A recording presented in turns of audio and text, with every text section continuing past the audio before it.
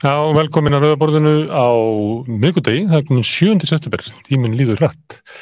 Hérna á eftir ætlum við að fara til Úkraínu og tala við Val Gunnarsson það hvernig svona daglegt líf fólks í Úkraínu þegar stríð í næstu sýslu, þegar að vera að myrða fólk í næstu sýslu. Við ætlum líka að það kom fréttaskot inn í þáttina því vorum að tala hér um sögu homma á Íslandi í gær og þá hafði samband við okkur maður, Brynjólfur, sem býr út í Eþíópíu og hann hafði skrifað ritgerð það sem að færði rök fyrir því að Jörundur Hundadagakonungur væri hommi.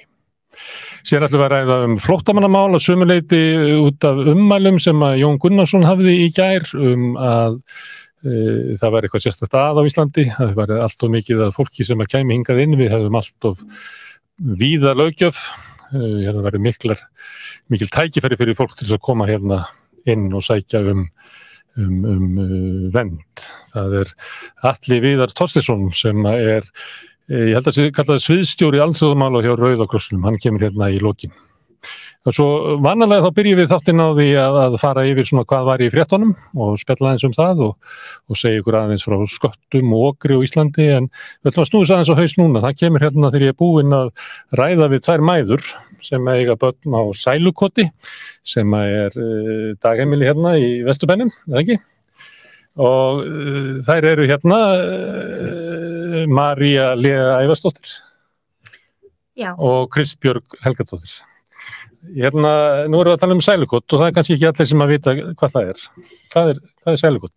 Nei, Sælukot leikskóli sem rekin af samtökunum Ananda Marga. Þetta í stuttumáli sagt, þá þetta sértrúarsöfnuður sem að kennir sig við jóga og svona, kennir sig við jóga og nýhumanisma. Já, ég ekki móðir samt, en ég var leiðbeinandi þarna. Þú varst starfsmaður? Já, ég var starfsmaður, ekkert mál. Og hvar skal byrja? Hvað Sælukot? Ananda Marga svona búddismi, ekki? Þarna það nú fræg kona sem hefur stýrt þessu, Dídí, sem nunna, áberandi svona í Vesturbænum, smávaksin kona. Og búin að vera, ég man eftir Dídí fyrir 30 árum eitthvað leys. Jú, það rétt. Hann starfrækur síðan 1970, þannig hann hefur verið til í 40 ár og hún hefur verið þarna við sem rektorstjóri í dágóðan tíma. Já. Þær hafa leyfi til að vera í 10 ár. Ég held að hún sé komin fram yfir það. Fengu tímabundi leyfi í byrjun? Nei, það nunnurnar sem sagt Dídí. Já. Þær hafa leyfi til að vera starfsleyfi sem 10 ár. Já. Og hún komin vel fram yfir það. Já. Það eiga að vera 2, sko. Sem að? Já, það eiga að vera 2 nunnur. Já, sem að sjá þetta. Já, og það eru alltaf kallaðar Dídí, sko. Það alltaf kallaðar Dídí. Það alltaf kallaðar Dídí, já. Yes. Það reka þetta og það með leyfi frá hverjum, Reykjavíkurborg eða með samningi við Reykjavíkurborg? Já, þau eru með samning við Reykjavíkurborg, en aðalmálið að nunnurnar, sem sagt Dídí, þær eiga þetta ekki. Heldur þetta í eigu Sælutræðar og eigandinn Ásgeir Jakobsson. Við vitum ekki hver það Nei. Það kom bara fram hann í skýrslunni, þar sem kom fram þessi arður sem það greiddu sér út. Það greiddu úr þessu eignarhaldsfélagi sem maður sem heitir hvað Ásgeir sem kemur ekkert nálægt starfinu, sem greiði sér út arð út úr þessu. Ég bara fyrsta skipt sem við sjáum þetta nafn. Og var þetta umtalsverður arður? Hvað segirðu? Var þetta umtalsvert? Var þetta? Upphæðin var hún að borga? 48 milljónir. Þetta var 44,8 milljónir. Sem að í rauninni rosalegt með að okkur starfsfólki var sagt að það þjóni ekki hagnaði að fá inn nýtt starfsfólk. Nei, vegna þess að þau ekki efnaði. Nei, vegna þess að þau ekki efnaði. Og var ofátt starfsfólk, myndur þú segja það? Já, ég myndi segja það. Með að við reglur bargildi þá þetta bara svakalegt, sko. Og við erum að tala að við vorum 7 til 10 með alveg bara heilan leikskóla. Já, hvað mörg börn svona fyrir þá? Þau voru 54. 54 börn. Og þau eru nýlega búin að fá leyfi til að hafa 72 börnana. Þrátt fyrir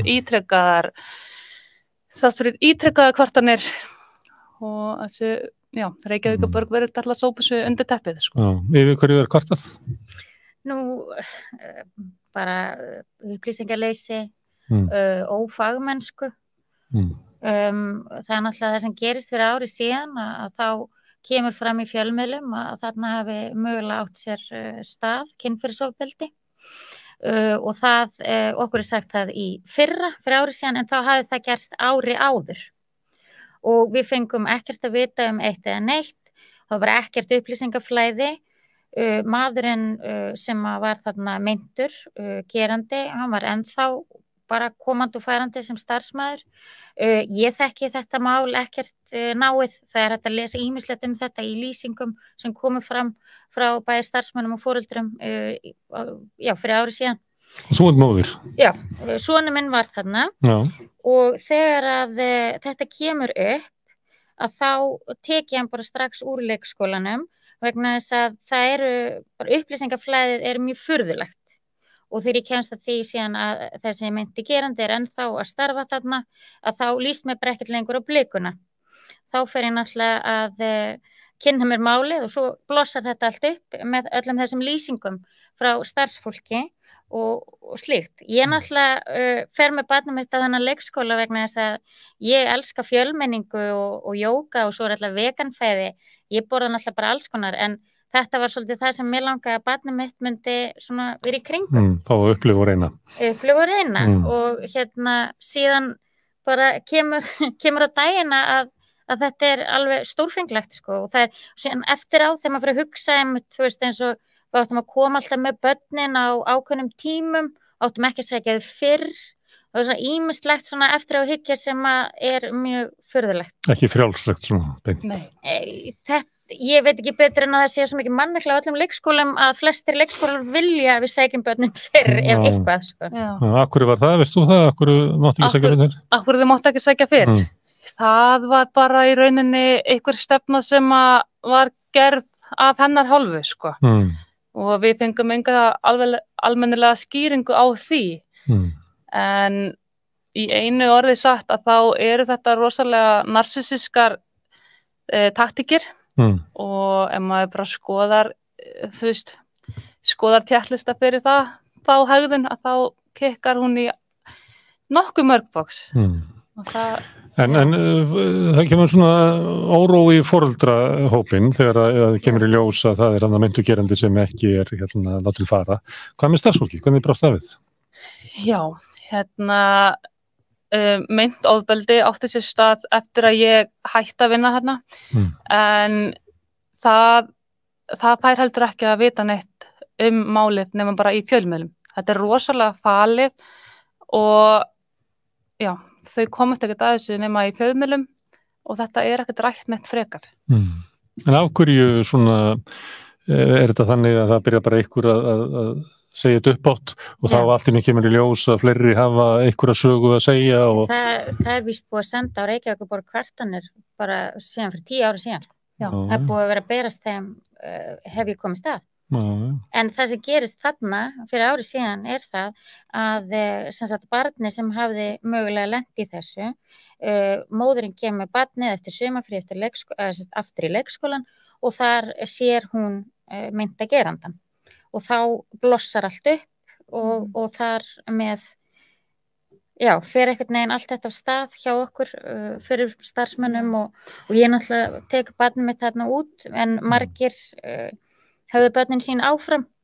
Þannig að það voru svona vonum að það myndi lagast eða hvað? Í vonum að það myndi lagast, það var hérna ráðinn nýr leikskólastjóri sem ætlaði nú að laga allt saman, ég veit ekkert hvernig það fór, en ég flutti barnið mitt á leikskóla sem er hérna hjá Eggertsgötu stutt frá. Þar voru held ég hátt í, ef ekki í dag, 10-12 börn búið að flytja núna bara síðasta árið. En þú ert að tala að mætti ekki eyða neinu af því að það verður þetta að spara en svo til 40 milljónum til þess að borga þessu manni út og það þú nefndir að það ekkit mikið fleiri heldur en 40 börn í þessu þannig að þetta svona tæp milljón á barn sem tekið út sem arður. Í rauninni. Það alveg rosalega há upphæð miðað við það sem borgað með barni frá Reykjavíkurborg. Já, það það. Við erum þetta rosalega há upphæð og maður eiginlega bara skilur þetta ekki. Okkur sagt að það sé ekkert til og þetta var rosalega fjársvelt og í rauninni aðbúnaðurinn var og mikið bara svona var pátæklegur sko og þegar það var kommentað eitthvað á það að þá var bara nei, við getum ekki gert neitt í þessu. Já, og bara trekk í trekk ef starfsfólk kvartaði þá var það bara rykið einlega samdægurs. Já, það var svolítið þannig. Var það þannig að þegar þú varst að vinna að þér hafi fundist þú getur gert svo lítið það væri svo að þú væri kannski svona að brjóta og börnunum? Sko nei. Þannig að börnunum leið vel? Nei. Börnunum leið ekki vel. Það starfsfólkinu líður illa, þá skynja þau allt. Já, starfsfólkinu, það sem hvernig okkur líður smitast réttilega út til barnanna.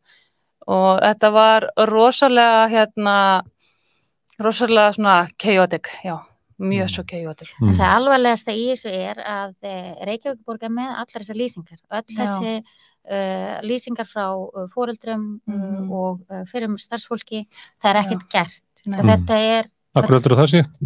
Ég veit það ekki, ég skil það ekki. Ég búin að æsa mig mjög mikið á 2 fundum þarna, það bara ekkert gert. Og hvað segir fólk þegar þú ert að æsa þig við það?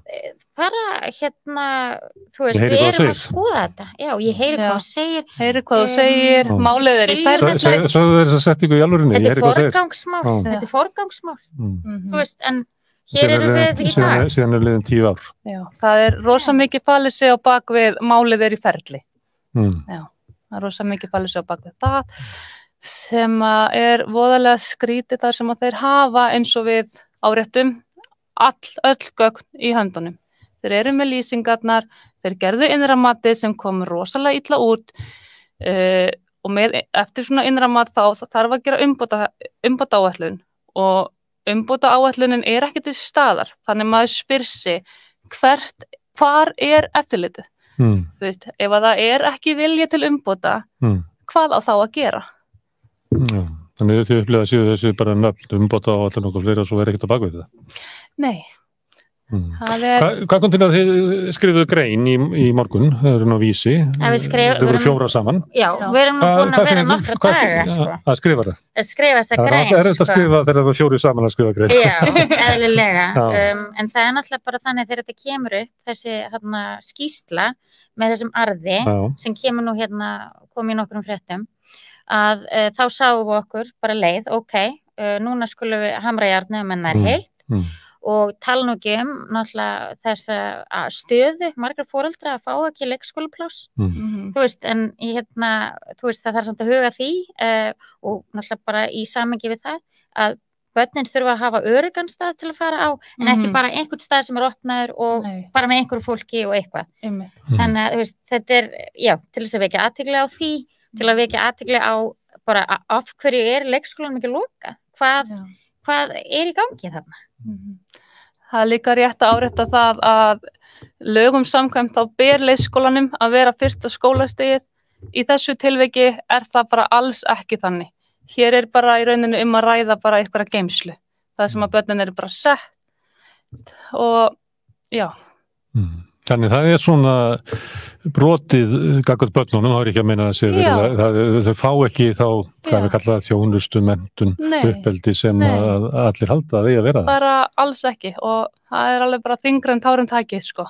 En getur það verið að það erfiðleikar að halda út í dagheimilum og leikskólum í Reykjavík og erfitt að manna og eitthvað svoleiðis að frammi fyrir því að þá finnist Reykjavíkurborg bara rosalega erfitt að loka leikskóla með næstu 50 börnum sem að gætu ekki 70 og bara séu að vona þetta mál bara einhvern veginn að dularfullan hátt hverfi bara. Það rosalega mikið þannig. Það náttúrulega graf alvarlegt að því það bitnar náttúrulega á börnunum og það sem að þau hafa náttúrulega engan málsvara, við erum ekki með þeim þarna allan daginn og vitum ekkert hvað er í gangi við foreldrarnir, en trekk í trekk er starfsfólk búið að hafa samband við þau, trekk í trekk síðustu 10 ár, ekkert gert, en það sem að sko, bara, nú tala ég bara út frá persónlega með son minn, það gríðarlegur munur á honum í hvernig hann ber sig og hvernig hann talar og hegðar sér eftir að hann hætti þarna ekkert eins og hann hafi bara, ég veit ekki, eitthvað þroskastökk. Já, þroskastökk og þú veist, og það náttúrulega bara magnað að horfa upp á það og hafa í alvörunni ekki tekið eftir þessu, af því mér líður illa sem móður að hafa ekki tekið eftir þessum hlutum líka, þú veist, og skammast mín fyrir það, þú veist, ég var upptekin í vinnu og slíkt og eins og fólk Sjöfnir þú hann maður tekur ekki við eftir fyrir eftir á, sko? Nei, ég er að segja það, sko, þannig að skipt mér mjög miklu máli að berjast fyrir því að það sé hlustað á okkur, við fáum svör að það sé gert eitthvað í þessu að þetta bara ekki í lagi. Þegar að starfsfólkið kvartar eða lætur vita að eitthvað sé ekki í lagi, þá gerir það til leikskólaráðs, mennta- og leikskólaráðs eða einhverja sviðsstjóra eða eitthvað slíkt. Það fer til skóla og frindasviðs. Já, sem ætti að virka svona eins og yfirstjórn á þessu. Já. En þið upplifðu að þau kannski stæðu frekar með skólastjórnundum heldur en starfsfólkið? Ég veit ekki alveg hvað skal segja þar, sko, en þeir vissulega taka málið okkar fyrir og segja þess að sé í forgangsmáli og svona og já, þeir hafa alveg verið til í að vinna málið með okkur og eru þannig að sé sýningu skilning en það breytist ekkert. Nei, þeir eru allir að vilja gerðir en samt einhvern veginn ekki. Kom ekki fram í þessari skýrslu að Sælukot hefði keypt hús í Skerjafirði? Jú, Einarsnes, jú. Einarsnes, var það hluti af starfsemi skólans? Þekkirðu hvað hús þetta er? Ég veit hvað hús þetta er, já. Hvað er það hluti af leikskólanum? Er það undir rekstri leikskólans eða hvað? Það er ekki í hluta leikskólans en þarna voru stundum haldnir svona viðburðir á vegum í rauninni Sælutraðar og þá voru svona, ég veit ekki alveg hvort, já, var kannski svona starfsmannahittingar og Þetta er húsnæði sem var keypt af rekstrarafgangi við að reka leikskóla. Þannig að það er viðbótur við þennan arð sem er síðan greitt út úr þessu Sælutröð. Það lítur að vera þannig og við með Sælukot sem á síðan Sælutröð sem á það á húsið og svo borgar Sælutröð þessum dularfulla manni. En það sem að þeir líka segja við okkur þarna upp í Reykjavíkurborg að þetta er svo erfitt ferli. Af því að þeir þurfa að vera með ákveðna staðla og þeir þurfa að sýna fram að þeir sé að brjóta ákveðna staðla og það þurfa að vera bréfaskriftir fram og tilbaka og síðan fór það eitthvað ferli og það var sagt við okkur við látum ykkur vita þegar að næsta kemur tilbaka, þú veist, þetta er svona fram og tilbaka þið vitið og það er ekkert og ég get bara átti mjög bátt með að horfast í augun á þessu fólki sem stjórnar borginni, stjórnar þessu sviði þegar þetta snýra börnunum okkar. Það er ekki viðbröð þess að grein? Já, það hefur verið svolítið mikil viðbröð. Það hefur verið eitt viðtal núna á Bylgjunni og það er svo fólk hefur fengið á þessu en ég er að meina svona foreldrar fyrirvendir starfsfólk. Já. Eitthvað skammað ykkur? Það er mikil samhugur í fólki. Já, það er líka óanægir foreldrar sem er með börnin sín þarna núna. Þannig það er frekar svona jákvæð reynsla hjá okkur að vera 4 daga að skrifa þessa grein að safna í kirkju og birtana og þá er það kannski reynslan í dag er kannski að uggurinn sem við vorum með áður en byrtu greinina, hann var kannski ekki ástæða fyrir honum. Það er jákvæð viðbröðin eftir á. Þið er bara veldur með aðri sem er í þessari stöðu að þið myndu mæla með því að fólk kemur fram og segði sína sögur. Það er miklu meira jákvætt heldur en hitt. Það er mjög frelsandi. Búa ekki droslega margir inn í Reykjavík, eins og við vitum. Ég þakka ykkur fyrir að hafa stigið fram og skrifa þessa grein og látið vita þessu máli því þetta er mikilvægt mál og augljóslega mun verða fleiri fréttir af þessu á næstunni og við ætlum núna að taka örstutt hlé og svo komum við með uppafið að þættinum sem er hvað var í fréttum í dag. Augnablik.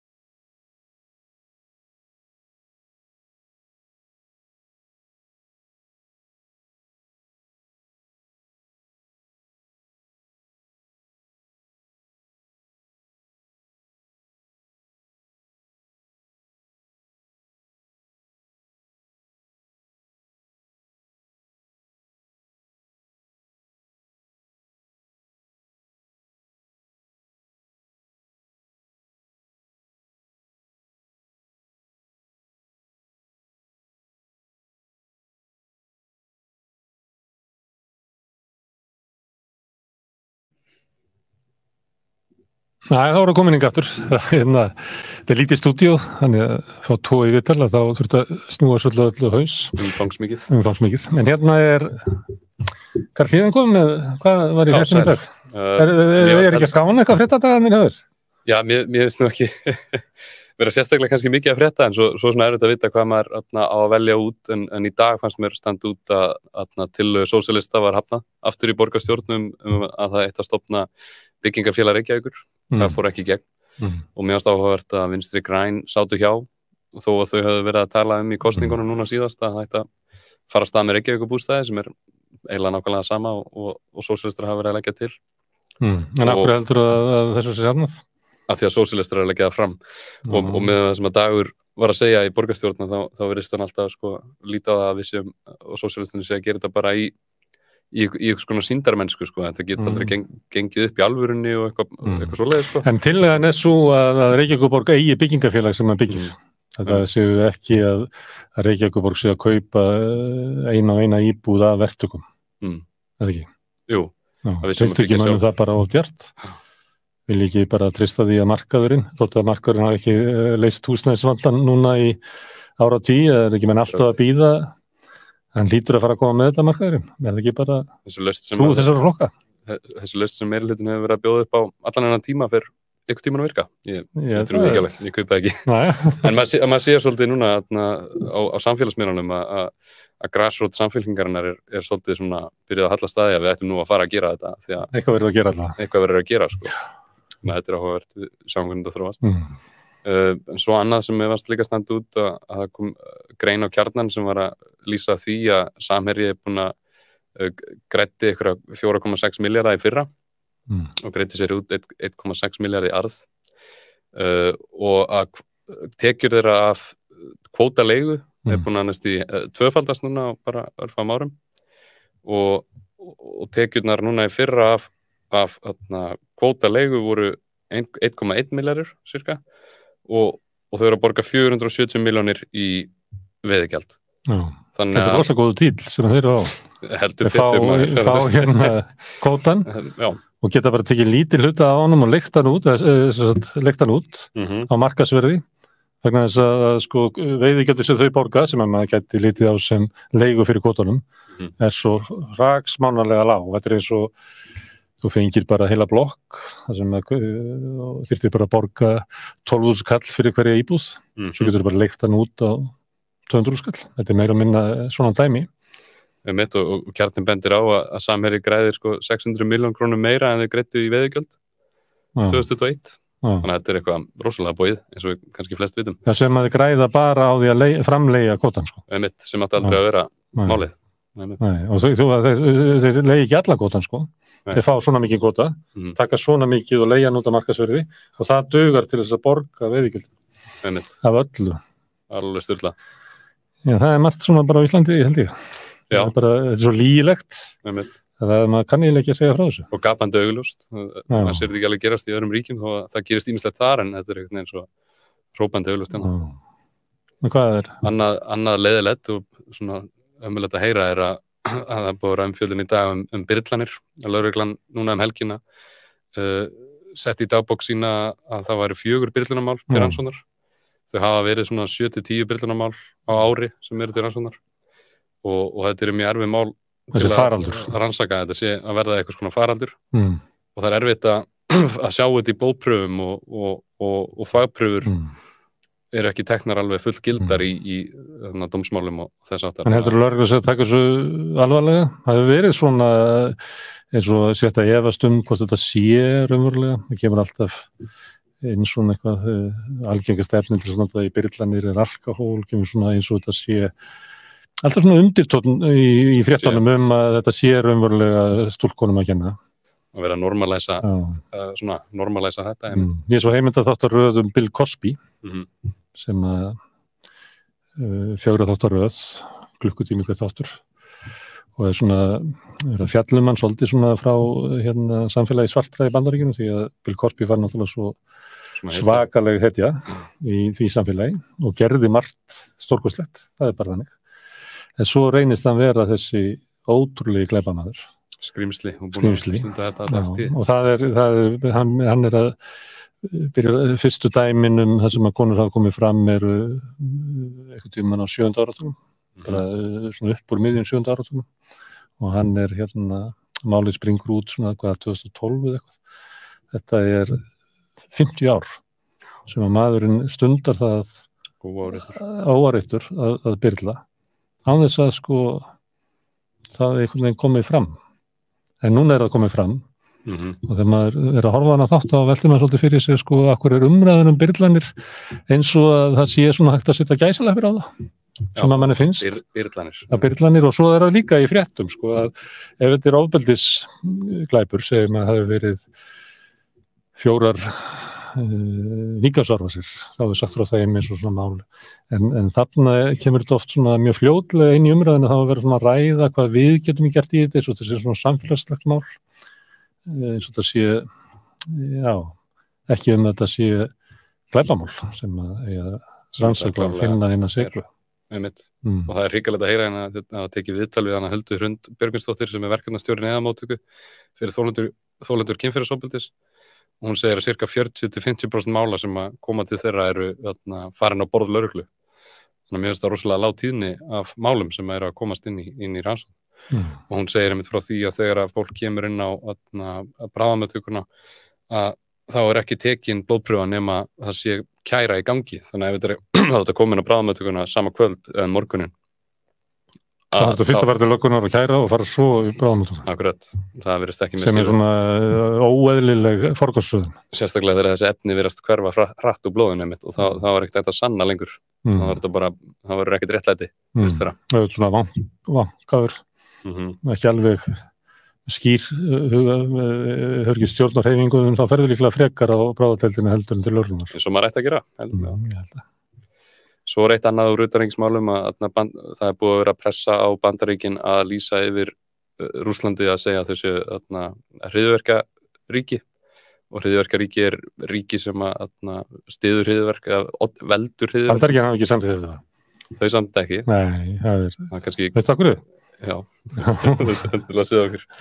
Endilega segja okkur. Af því að ef þau fara að opna þetta að þá kemur náttúrulega mjög snemma í ljós að þau eru sjálf hryðjuverkaríki. Ég vil ekki hafa þetta fordæmi. Nei. En það hafa Bandaríkjamenn dregið sér út úr stríðsglæpadómstólnum og alls konar svona hlutum. Bandaríkjamenn ekki neitt svona fyrirmynd í þessu. Nei, ég vil kannski ekki opna þessu umræðu. Þetta ekki meiri fréttum? Ekki bili, en við sjáumst á morgun. Akkur svona lítið að vera í fréttum?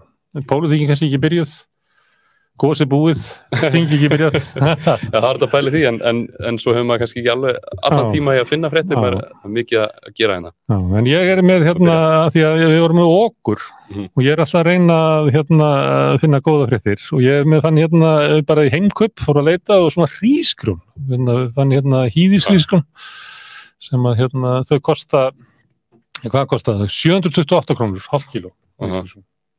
Það og svo í Tesco sem í Bretlandi og þá það á 3 pund, það eru 490 krónur. Já. Þetta eiginlega besta fréttir sem ég hef komið með til þín í okkur fréttunum. Fyrst kom ég með kjúkling, það sem verðið var 3 sinnum dýrara, svo kom ég með lífærskalaböksur, það sem 2 sinnum dýrara, þetta bara 50% dýrara. Einungis? Já. Þannig að þetta kannski ekki svo slæmt. Já, þannig að þegar við kaupum hýðishrísgrún, þá líður okkur svona að vera svona næstu því, eins og það svona næstu því ekki vera okkur á, bara að við erum að borga 50% mikið. Þannig að Bretinn, hann getur borðað hrísgrún til 20. mánuðar, nei, alla mánuðin, en við bara til 20. Það mismunur á þessu. Ok. En svo að því að það eru að tala um fréttir, að ég sýndi þér ógeðslega graf Íslandssögunar í gær. Nú ætlaði að sýna svona dæmi út frá einstakling sem hann Guðmundur í Brim. Þetta mynd á honum. Hann með tekjur. Hann með 3,6 milljónir á mánuði í launatekjur, en svo hann með mikla fjármagnstekjur, þess sem hann nemur 72,5 milljón á mánuði. Já. Þannig að ég veit ekki hvort þú kunnir að regna þetta, en hann með svona 76 milljónir á mánuði. Já. Það meira þú með. Já. Ok, en hann borgar líka mikið skatt. Hann borgar, fáum að fáum 17,4 milljónir í skatt. og það eru 22,83%. Það er svona svipað og launamaður sem með svona, milli svona 5 og 6 skall á mánuði borgar. En hann náttúrulega með 76 milljónir. En svo ef við pælum í því, ég meina í Danmörku, að þar myndi hann borga meira.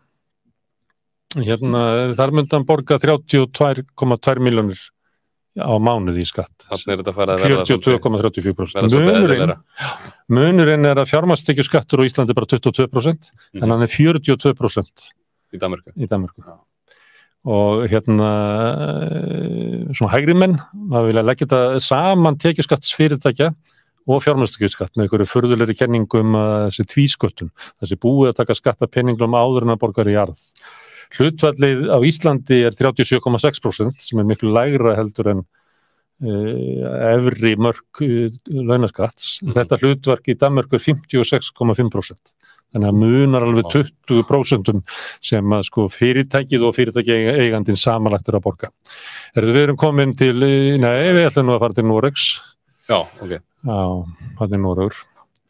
Þar myndi hann borga 49,2 milljónir í skatt, 64,67%. Þarna fjármagnstekjur í Noregi lægri en í Danmörku, 45,2% efri mörkin. Það flókið að útskýra það, það prósentan, ef þú googlar þetta þá prósentan lægri en það með því hvernig það reiknaði þá þetta raun ávöxtun. Það þetta raun skatturinn. En málið að Danmörk felldi niður eignaskatt og kannski myndi þá einhver hægri menn segja já, þess vegna fjármagnstekjur skatturinn svona hár vegna þess að búið að fella niður eignaskattin. Eða ef það við áttum eignaskatta þá verður fjármagnstekjur skatturinn að vera lár. En í Noregi fjármagnstekjur skatturinn 35%, á meðan 22% hér, en þeir eru samt með eignaskatt sem 0,85% af öllum tekjunum þínum eftir 21,6 milljón. Ef meir en 21,6 milljón hérna tekjur, þá borgaru 0,85% af, þetta næstu í tíundin. Tíundin var 1% skattur, það var 10 af 10. En ef við fyrir til Svíþjóðar, sem að hún Laufey í tæknistjórninni vill endilega koma til, hún svolítið að flýta sér. Þetta spennandi, prósentuhlutfall. 77,4%. Og það ástæðan að þarna fjármagnstekjuskatturinn 30%, en hins vegar auðlegðarskattur 1,5%. Og hann leggst á eignir sem eru umfram 6,6 milljarða.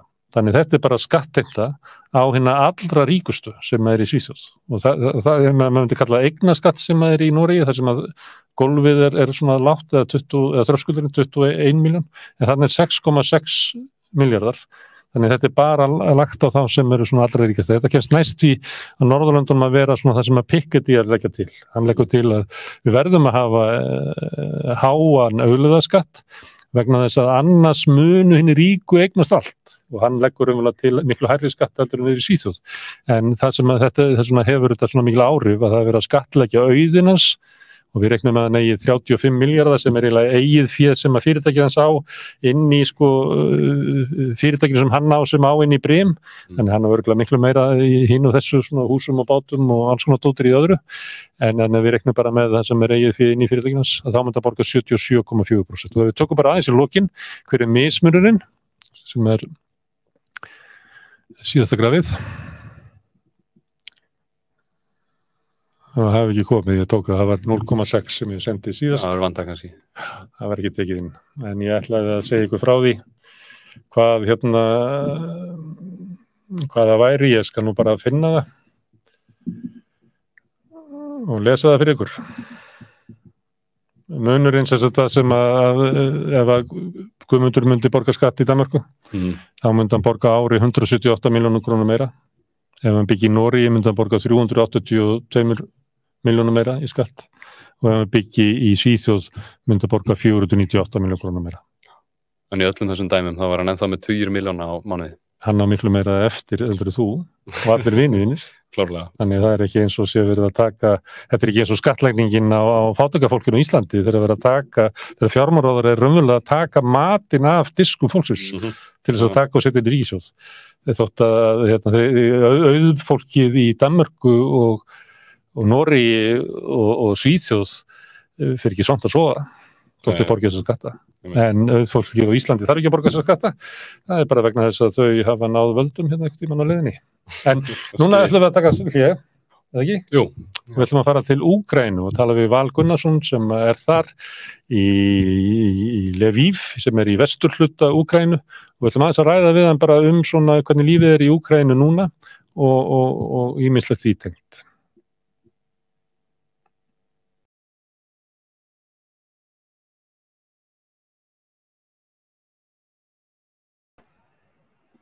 Já, þá komið að því að við flytjum okkur til Úkraínu, til Lviv í vesturhlutunum, þar sem að Valur Gunnarsson, sagnfræðingur og rithöfundur, stættur, blessaði Valur. Hei.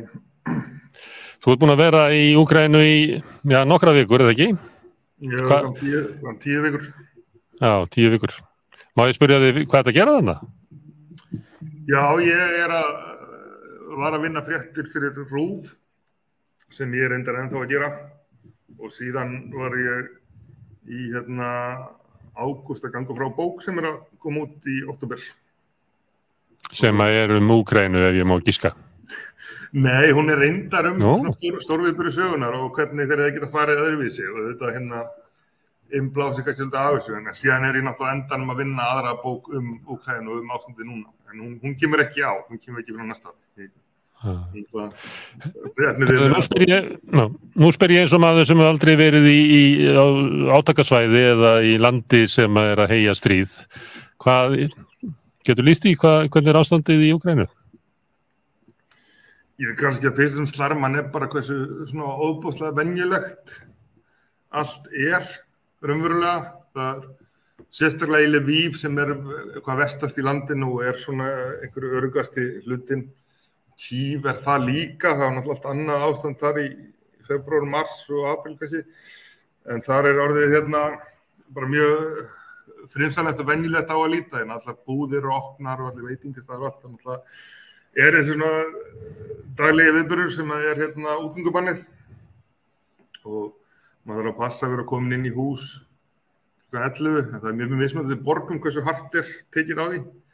Og því náttúrulega aftur að það það byrjar að loka við það bara 8:30 og síðan þetta sambókavirki og okkur stöðum og hermenn en ekkert svona yfirþyrmandi mikið en síðan maður fer austar eins og til Kharkiv þá allt annað ástand þá alveg blackout og ekki sála á götunum og síðan byrjað að sprengja á eftir myrkur og þá maður eftir öðru ástandi. Þetta alveg gríðarlega stórt land, þannig að við spilum hvar maður staddur. Já, og svo það náttúrulega þannig að það getur verið eðlilegt líf hjá fólki þó að sé verið að myrða fólki í næstu sýslu. Það oft skán þarna á milli. Jú, og síðan líka allir bara meðvitaðir það að þessu ekki að fara að ljúka í bráð, þannig að það líka bara ákveðin þörf eiginlega á því að reyna að lifa sem eðlilegustu lífi, því þetta ekki eitthvað tímabundið ástand sem við erum að ganga í gegnum, heldur bara kannski margar ára ástand sem að og þá náttúrulega vill fólk lifa venju lífi og halda efnahagnum gangandi og svo framvegis. En það náttúrulega ekki til sem heitir eðlilegt líf austast eða syðst. Nei. Og Úkraínumenn horfa svo á að þetta muni vera stríð sem að varir í nokkur ár. Já, það veit enginn, en það alltaf allir að búast undir veturinn. Það enginn að búast undir öðru heldur en það haldi áfram allan ári viðbót.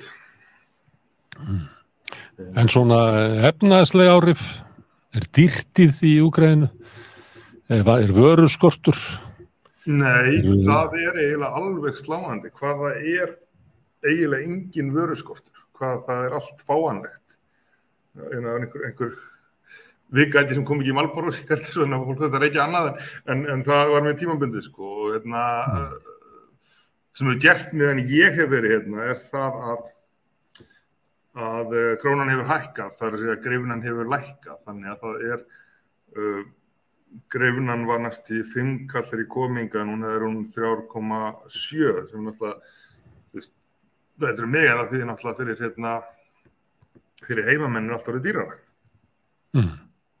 Þú hins vegar sem opinber starfsmaður á Íslandi ert ríkari. Jú, þannig náttúrulega er eins og flest lönd ódýr fyrir Íslendinga og útlendinga almennt, en það er vissulega það kom mér óvart að segja, þegar ég eftir fyrsta mánuðin eitthvað hvað hann hafði lægt. Maður sér þetta verði líka aðeins fara upp en minna heldur sem svarar lækkun grunnar. Heyrðu Valur, eins og aðrir nútímamenn þá áttu með farsíma í vasanum og það er myndavél og alls konar tæki í honum og þú sendir okkur svona 5 myndir sem hafðir tekið á ferðinni. Ef að við bara tökum þær svona tilvíðunarkennt upp á skjáinn og segir okkur svona aðeins hvað þetta er. Já, þetta er ekki Bótnaklemetski, þetta er Kósakafóringi, þetta er í Pótil í Kænugarði og þetta er mjög víða. Það er búið að setja sandpoka kringum alla styttur. Úkraínumenn líta svo á að eitt markmiður Rússa sé að útrýma úkraínskri menningu, þannig að þeir passa mjög vel upp á menningaverðmæti. Ég er nú staddur í safni núna, það er náttúrulega búið að taka allt eins og öllum öðrum safnum niður og setja eitthvað á byrgi. Þannig að það er alltaf styttir sem eru svona huldar af sandpokum. Þannig að Úkraínumenn líta svo á að svona menningaverðmæti og minjar séu sérstakt skotmark rússneska hersins. Já, maður heyrir það stundum að þeir eru að skjóta á, þeir eru að skjóta á safn, skjóta á háskóla. Þetta veit maður ekki hvort að þetta séu sérstaklega skotmark, þeir náttúrulega ekki sérstaklega nákvæmir alltaf rússarnir. En Úkraínumenn líta einhver leiti svo á og öðru leiti náttúrulega þá veit maður ekki hvar sprengin að lenda. En það er sérstaklega áhersla lögð á að vernda þetta menningarverðmæti. Er þetta fá næstu mynd? Þetta er reyndar í Kíev, það er ekki ég held að sé tannlæknastofa þetta næst, Lukjanka, þetta er í úthverfi Kíev en ekki þannig sem rússarnir náðu. Þetta er bara eitt af þeim húsum sem búið að sprengja. Ég held að það var í annarri tilraun þá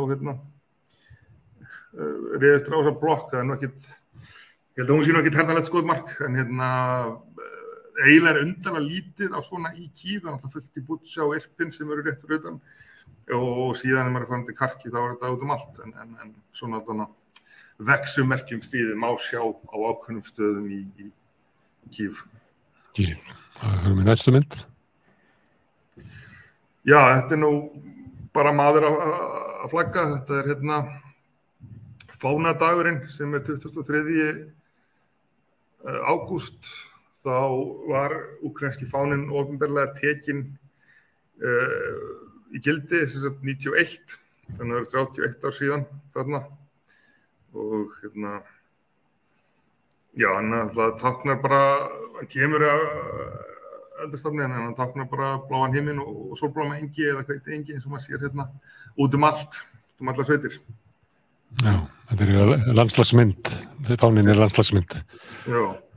Já, en þú ert með þessa mynd, það náttúrulega þegar þjóð er í stríði að þá rís upp svona vilji til þess að flagga þjóðinu. Verður var við það? Já, þú verður þarna áður og það er mikil breyting, eða ekki? Jú, rosalega mikið af þessu var samt byrjað strax frá 2014, þó að það hefur núna vissulega algjörlega stigmagnast og margfaldast, en ég hef nú talað við þína stórskotaliða í Donbass sem sagði að þangað til 2014 þá leit hann bara á sig sem Rússa. En síðan fór hann að læra hvað Rússar hafa gert úkraínsku þjóðinni gegnum tíðina, sem er ekki gott, en þetta náttúrulega það líka einhliða söguskoðun. Þannig að þetta er held ég bara eitthvað sem að Pútín algjörlega misreiknaði. Hann fattaði ekki hversu mikil reiði raunverulega kraumað undir eftir innlimun Krímskaga og eftir að stríðið byrjaði í Donbass og þá er búið að þá er úkraínsk þjóðarvitund búin að vera á mikilli keyrslu og mikil áhersla lögð á þetta sem minni kannski á það sem var að gerast í Mið-Evrópu, Norður-Evrópu fyrir 100-150 árum síðan. Já, þessi þjóð að vera til. Við höfum 2 mínútur eftir sem kíkja þar, en ég ætla að spyrja aðeins meira út í þetta þjóðernið og menningarstríðið aftur, en það eru 2 mínútur eftir. Já, þetta sem sagt á Chreshchatyk sem aðalgata Kyiv. Þetta svona hoppukastali, þetta þjóðhátíðardagurinn og sem 24. ágúst. Aftur miðað við 91, þetta var náttúrulega þegar valdaránið misheppnaða varð í Moskvu og Eystrasaltsþjóðirnar lýstu yfir sjálfstæði með aðstoð Íslendinga eins og frægt en Úkraínumenn gerðu það sama nema þá náðu ekki fram að ganga fyrir en þjóðaratkvæðagreiðsla haldin 1. desember sem 93% kusum í sjálfstæði og síðan lögur Sovétríkin lögðu niður 25. desember. En þeir halda samt upp á 24. ágúst þegar þeir lýstu yfir sjálfstæðin þó að það ekki komið í gangi. En til þess að fagna, það var nú ekki gert 24. ágúst, það var búist við loftárásum sem kom eftir Kyiv en aðalgatan, hún var lokuð þarna í viku og það var svona rússnesk hersýning sem sagt að það eina rússneska hersýningin sem verður haldin í Kyiv þar sem einhverjir tugir skriðdreka og sjálfkerrandi fallbyssna og byrjunarvarabíla voru raðað upp og fólk kom og klifraði á þeim, börnklifruðu á þeim, pör litu mynda sig og fjölskyldunar komu saman helgina fyrir og skoða rægin af rússneska heraflanum. Já. Þetta svona normalísir, eða svona stríðið eru svona normal hlutur í fjölskyldulífi íbúa í Kennugerði. Já, og ég held að það sé kannski eitthvað sem erfitt fyrir fólk annars staðar að skilja. Það var einhver að fárast yfir því einhverju spjallræði að kona Zelenský lét taka myndir af sér í einhverju sundursprengdu hús en þetta bara það sem fólk gerir sko. Já, fyrir Vogue. Já, stríðið eftir 6 mánuði stríðið náttúrulega bara partur af lífinu, leiðenda parturinn en eiga síður sko, það ekki það einmynd eftir, skellum hérna á? Já, þetta það sami dagur. Þetta bara það sama sko, þetta bætið, falleg mynd, móður og sonur þetta sérstakt, þetta svona surrealist. Já, líklega það utan frá sér sko. Það reyndar á Sofíutorgi sem líka miðbænum, það búið að vera svona sýning bara mjög lengi sko, en þarna var þetta miklu starri, þannig að já, maður bara venst þessu, mannskepran hefur alveg ótrúlega æfileika til þess að venjast hvaða áttmundi sem það kannski það sem ástæðan fyrir því að við erum búin að bota okkur út allt sko. Herðu, þú nefndir áðan manni sem þú talaði við sem að hafi litið á sig sem Rússa fyrir 2014 en Putin talaði hann auðvitað ofan að því með framkomu sinni gagnvart Úkraínumönnum og ég býst við að maðurinn telli sig eru Úkraínumenn í dag. Þegar að þessi átök voru fyrir 2014 og líka bara í aðdraganda þessu stríði, þá var svolítið talað að Úkraínumenn væri svona tvískipt þjóð. Það verið annars vegar fólk sem litið á sig sem Úkraínumenn og svo rússneskum mælandi fólk sem ýmist leit af sig sem Rússa eða rússnesku mælandi Úkraínumenn svona eitthvað staðar svona mitt á milli. Og þú ert að tala að sko, stríðið hafi einhvern veginn breytt þessu, þannig að stríðið, eftir að segja þá að stríðið sé eiginlega búa til úkraínsku þjóðina.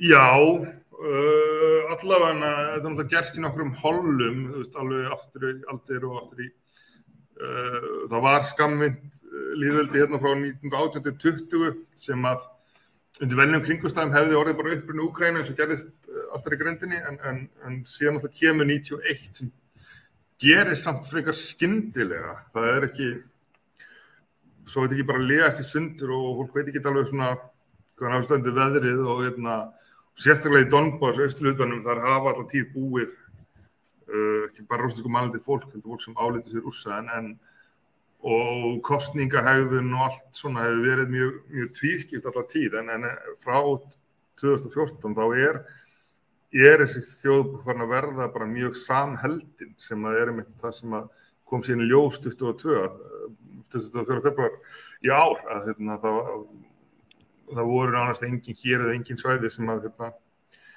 héldu með Rússum að vera að bjóða Rússa velkomna og þannig, já, það er svolítið merkilegt að sjá svona þjóðavitund verða til og síðan fólki óbúslega mikilvæg, en tekur ekki endilega svona langan tíma að mótast. En það flýtir fyrir ef þú færið andstæðing, það er góður drifkraftur til þess að þétta fólki saman. Jú, hefur alltaf verið, hann sagt að þegar ef þú lokar 2 Úkraínumenn í herbyggi þá eru þið búin að stofna 3 stjórnmálaflokka, þannig að fólk er ekkert sammála allt, en það er algjörlega sammála hérna og þú veist, auðvitað er stór partur á íslenskri þjóðernisvitund byrja sem andstæða við Dani og síðan þegar þessi svona Danahaturinn sem voru loknast út í okkur þá má ég jafnvel segja að þjóðernisvitundina eitthvað leyti verður minna mikilvæg líka, en Íslendingar þurftu svona að endur uppgöta íslenskuna, það er bara þannig að þau sótt hana aftur og það hlýtur að vera eitthvað sambærilegt í Úkraínu því það var stór hluti fólksins sem að talaði rússnesku, stór hluti af menningu Úkraínu er á rússnesku en á allt í einu verður þetta tungumál andstæðingsins og þú ert kannski ekki sérlega sleipur í Úkraínu en þú vilt vera Úkraínumaður, hvað gerir fólk í þeirri stöðu? Já, það er sko, það er náttúrulega óbúslega margir eru tvítyngdir. Það sem ég núna í Lviv, það er eiginlega algjörlega úkraínsku mælandi, austastihlutunum og söðurhlutunum líka, það er eiginlega algjörlega rússnesku mælandi.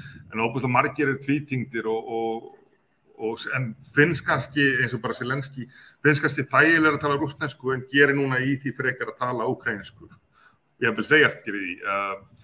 En síðan einhverjir sem kunna ekki úkraínsku. Ég var í tungumál. Er hann góður í úkraínsku? Hann er náttúrulega alinn upp á rússneskumælandi heimili og er rússneskumælandi úkraínumaður. Er hann sleipur í úkraínsku eða er hann styrður í henni? Ég held að hann hafi tekið sig á sko. Þessi þættir hans, þeir eru allir á rússnesku því hann segir sko hugsa hraðar á rússnesku. Þannig að hann alltaf eitt að geta tala tungumál, annað að geta verið fyndin á því sko og það kemur seinast já og það gerir hann betur á sko á rússnesku og já, núna er fólk bara að leggja áherslu á þetta og meira sem verið tungumálskóla í Kív og þangað til nýlega þá voru allir nemendurnir sem vildu læra rússnesku því rússnesku er náttúrulega stærra tungumál fólk kom til Kív til að læra rússnesku en núna eru allir bæði útlendingar og jafnvel einhverjir heim en allir nemanir úkraínskir eða að læra úkraínsku. En svo ég skil þetta, það eru náttúrulega sumir eru tala úkraínsku og kunna rússnesku vegna þess að þú þarft að kunna bæði málin í landinu en í sumum héruðum er kannski bara töluð rússneska, svona ríkjandi, kannski í dreifðari byggðum. Er þá svæði sem eru í Úkraínu sem eru kannski svipuð og í Wales, það sem er tungumál, sem kannski eiginlega enginn talar lengur en er bara á götuskiltunum, vendast þar, kannski svipað og sömuleitt í Baskalöndunum. Það er ekki svo að úkraínskan hafi verið í einhverju svona hættu eða hún hafi verið veikstætt tungumál í útrýmingahættu, það er ekki þannig? Nei, en það er samt sko, þetta einn eldri mann sem var nú einhver grimmi undir lok Sovétríkjanna og flutti sér til Kanada. En það er að hann var ungur sem er á 9. áratugnum.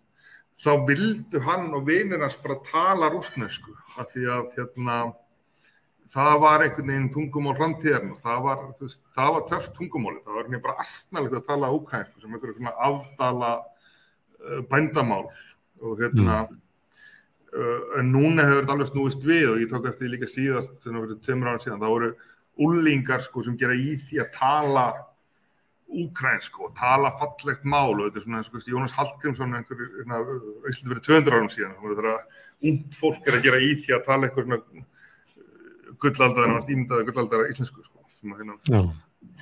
En það hlýtur að vera mikil vinna eftir að flytja hluta af svona þjóðararfinum yfir á úkraínsku sem að var á rússnesku eða kannski það er bara löngu búið eða hvað, það er ekki þannig. Jú, það er ekki þannig að sé svona hálfgerða hluti af svona þjóðararfinum og menningunni séu í ykkur svona myrkri ef þú stendur Úkraínu megin. Jú, það nefnilega það sem er að gerast og sem persónulega það bara að sparka út sko öndvegisskáldum þjóðarinnar sem skrifuðu á rússnesku og aðalega skrifuðu í Rússlandi og við erum að tala sem að merkustu rithöfundum alltaf tíma eins og Nikolai Gogol og Isaac Babel og Mikhail Bulgakov sem náttúrulega dáður á Íslandi, þetta er frábæri þýðing á Meistarinn og Margarítunni og það er bara búið að kasta þeim út sko, það er breyta götunöfnum hægt rólega, það er búið að fara að rífa styttuna Bulgakov utan heimilega sem hann bjó og stefnan er bara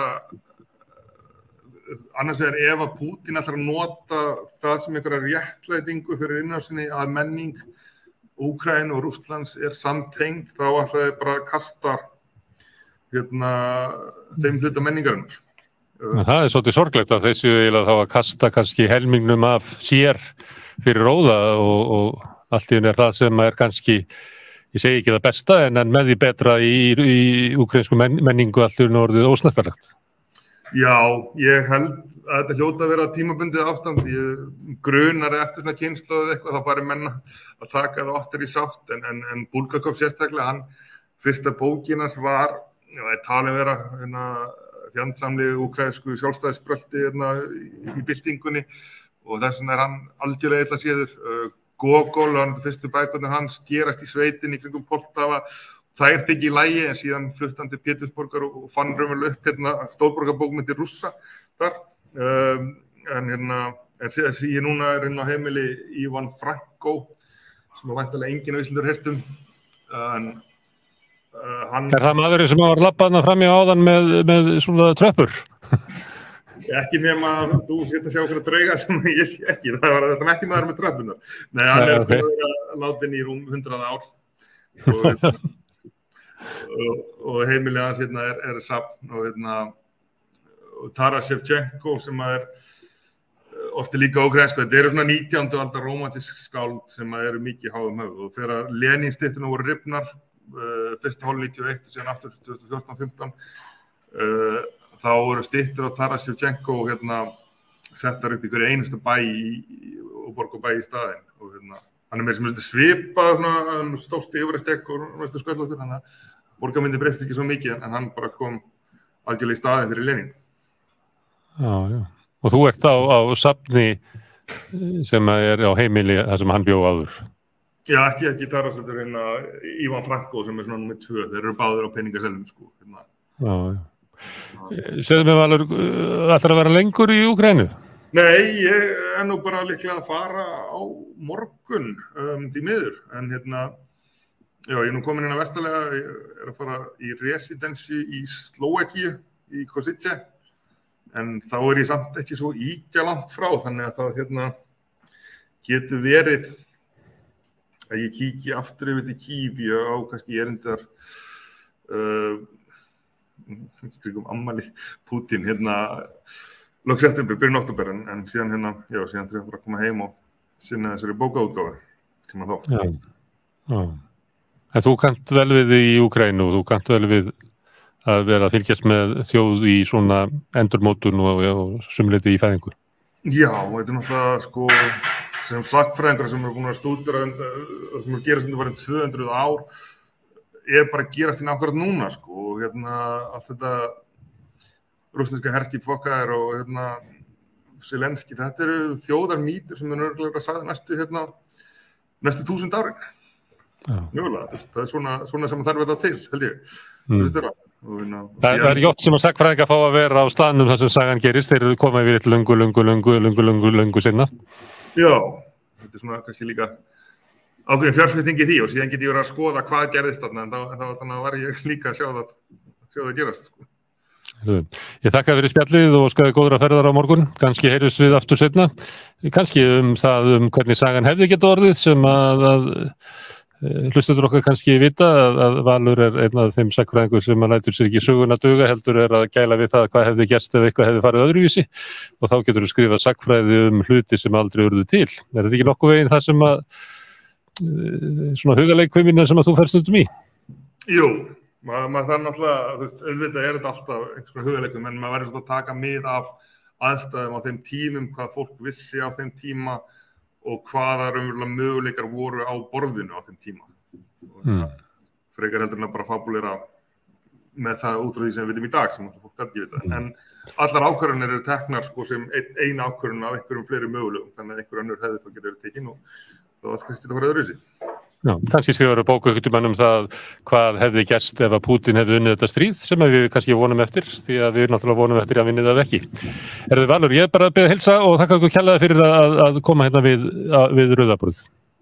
Takk.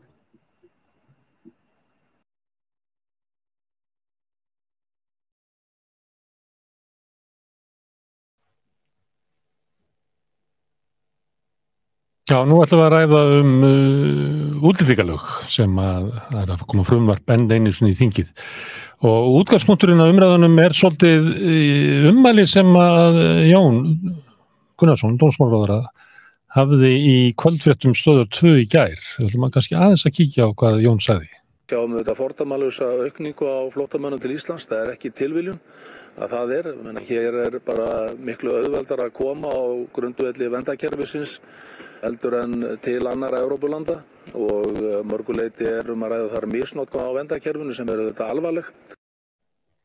Já, Jón eiginlega að lýsa svona hálfgerðu neyðarástand á Íslandi að því að þessu svo margir heilisleitir sem koma hingað, miklu fleiri heldur en til annarra landa og til þess að svona velta þessu fyrir okkur hingað komin starfsmaður Rauða krossins á Íslandi, Atli Viðar Thorsteinsson, velkomin.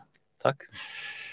Hérna, þetta sló mig svolítið þegar ég heyrði Jón í sjónvarpinu í gær. Hann var að lýsa eins og það væri bara mjög aðkallandi, það væri logandi eldar, það þyrfti að gera eitthvað til þess að stoppa þetta ástand. Þetta gengi ekki.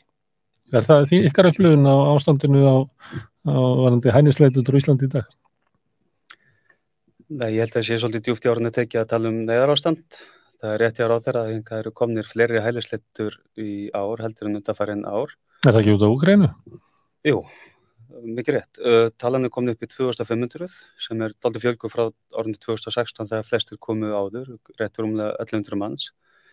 En rúmlega 60% af þessum fjölda, 1500 manns, vegna Úkraínu átakana og það bara segir svona sögu. Og ef ekki værum þann fjölda þá væri þetta mikið færri hér. En ræður kerfið við þetta? Já, kerfið ræður ágætlega þetta. Það eru þetta áskoranir. Og við höfum stundum bara til að setja þetta í samhengi, horft aðeins tilbaka og farið kannski 10 ár tilbaka þegar voru nokkri tugir hælisleitenda og þá tók marga mánuði, jafnvel 1 að 2 ára að afgreiða umsóknir. Þannig ekki staðan í dag. Úkraínu fólki fær sína umsókn afgreidda á nokkrum klukkustundum eða örfáum dögum og málsmeðferð annarra hefur styrkt mikið sömuleiðis. Það eru auðvitað húsnæðisskortur og það kannski svona stærsta áskorunin, en það nóg að vinna að fá. Fólk vill vinna, fólk fer að vinna sem að færi leyfi til að vinna. Þannig að það þá líka leið að leggja bara að setja mörkum til samfélagsins. Og það vantar fólk út allt? Já. Fólk sem kemur inn með mikla menntun sem Ísland ekki bara kostnað af til dæmis og kemur inn og leggur setja að mörkum til samfélagsins. En þessi fjöldi sem nefndir áðan, 2400 eitthvað, það ekki allir sem að fá hælið, það? Nei, það alls ekki þannig. Þannig að hluti af fólkinu eins og þú að lýsa sumir koma inn að fara að vinna en sumir bara vísa í burtu. Já, en ég held að meira hlutan af þessu fólki, 2600, fái hér einhvers konar vernd. Það er viðbúið að allir frá Úkraínu gera það, fái hér tímabundna vernd að mestu kosti. Svo að ræða 500 manns frá Venezuela sem íslensk stjórnvöld hafa líka veitt vernd. Svo fólk koma annars það frá líka, eins og frá Palestínu, Afganistan, Írak, Somalíu, þar sem átök og það fólk sem ekkert að leika sér að því að flýja og ég hjó eftir líka í viðtalinu við Jón að hann ræddi það að hér væri einfalt að komast og það ekki kannski... Það einfaldast bara í Evrópu, mátti skilja þannig að hérna veru allar gáttur opnar. Já, það mátti skilja þannig, ég veit ekki hvort það sé með eitthvað misskilninga ræða en Ísland eyja í Norður-Atlantshafi, hingað eru frekar stópulega flugsöngugur samanborið flest önnur Evrópuríki mestu kosti, þannig að hingað erfitt að komast, hingað hefur verið erfitt að komast, þannig að ég veit ekki alveg hvað hann átti við þarna. En hann boðar að leggja fram aftur frumvarp til útlendingalaga, breytingar á þeim lögum, eins og voru lagðar fram síðast og gott ef ekki þar áður. Það kom frá Rauða krossinum og fjölda annarra samtaka svona krafa að það er hægt á að þetta er ekki lagt fram, að þeir þyrfti meira, hvað eru það að biðja um? Meira samtal, meira samráð, hvað er verið að biðja um? Já, þetta eru fjölmörg samtök sem hafa látið málaflokkin sig varða, búa yfir heilmikilli þekkingu og þetta er í 5. sinn sem að þetta frumvarp er lagt fram. Það hefur verið lagt fram í samráðsgátt áður, þannig að þetta eru 5-6 skipti sem að hefur staðið til að leggja þetta fram. Fyrsta lagi sjáum við kannski ekki knýjandi þörfina vegna þess að núverandi lagarammi sem er mótaður í þverpólitískri sátt eftir mikið samráð við alla hagsmunaaðila er að ná að fanga þetta ástand bara vel. Það hér er ekki neyðarástand. Útlendingastofnun og stjórnvöld ráða vel við afgreiðslu þessara umsókna og þetta hefur virkað að mestu leyti vel. Þetta er að sjálfsögðu ekki fullkomin löggjöf eins og einhver önnur. Þannig við sjáum kannski ekki endilega þörfina að ráðast í svo mikla breytingar og svona neikvæða breytingar.